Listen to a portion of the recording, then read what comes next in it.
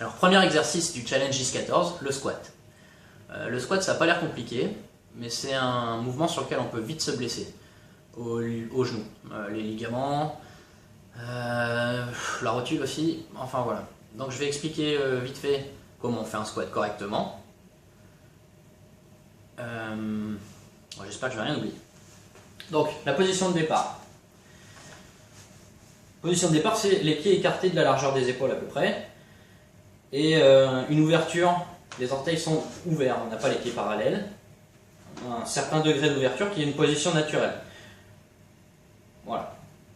Lors de la phase de descente, les genoux devront suivre l'axe des orteils. Je ne veux pas qu'on descende comme ça. Vous voyez, la descente va être alignée avec les orteils. Mais ça, on reviendra dessus après. La première chose, je vais me mettre de profil pour mieux bien comprendre. Je vais même prendre une chaise. Voilà. Le départ du squat, c'est comme si on voulait aller chercher une chaise qui serait trop loin pour s'asseoir. Donc bien sûr, on rentre les abdos, on serre les abdos au maximum. Un bon gainage pour ne pas se blesser. Et donc je descends, et là la chaise est trop loin. Donc vous voyez, je recule les fesses, ce qui a pour effet d'empêcher mes genoux de dépasser l'avant de mes pieds. Parce que c'est dans cette position sur l'avant où on risque de se blesser facilement.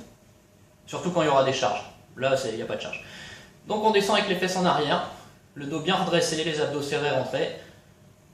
Et voilà. La position basse, c'est celle-ci.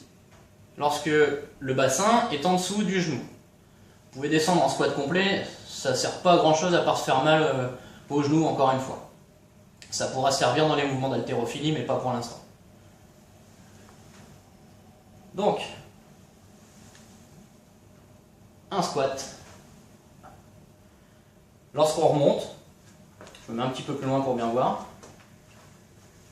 Hop, je mets mon t-shirt comme ça, hop là. Lorsque vous allez remonter, on commence, hop, vous verrouillez le bassin passe en avant. C'est toujours pour prendre le réflexe que quand il y aura de la charge, et que vous aurez une barre au-dessus de la tête tendue comme ça, le seul moyen de verrouiller et de faire reposer tout le poids correctement, ce sera de verrouiller le bassin. Squat overhead par exemple. Voilà. Vous devez pousser avec les talons, pas l'avant du pied. Pour la remontée, je parle. Donc on descend. Et là, je sens bien que ce sont les talons qui poussent. Vous voyez, je ne suis pas sur l'avant du pied. Je ne pourrais pas se décoller mes orteils. Il y aura des exercices différents de squat. Donc il y aura le squat normal, où je descends, j'obtiens la position basse et je remonte. Il y aura les squats en isométrie, c'est-à-dire le muscle sera contracté mais on ne l'étire pas, ou on ne le compresse pas. Concrètement, on descendra et on maintiendra la position basse. On va se chronométrer. Et on remontera. Bon voilà. Je pense que j'ai bien décrit le mouvement de squat. Je pense rien avoir oublié. Libre à vous de prendre des charges ou de faire des squats à vide.